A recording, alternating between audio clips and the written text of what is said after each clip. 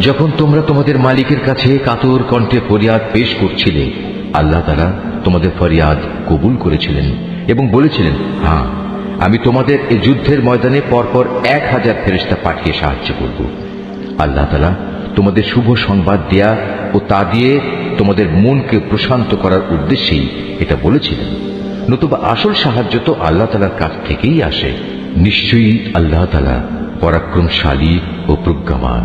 আমাদের এই সহজ সরল বাংলা অনুবাদ কোরআন মজিদটি সংগ্রহ করতে শরীফুল আর্ট অফ নেচার পেজে মেসেজ করুন অথবা স্ক্রিনে দেওয়া নাম্বারে হোয়াটসঅ্যাপে যোগাযোগ করুন। আমার জীবনের সবচেয়ে বড় কাজ যদি বলি, সবচেয়ে বেস্ট কাজ যদি বলি, তাহলে পবিত্র কোরআনের তর্জমাটাই।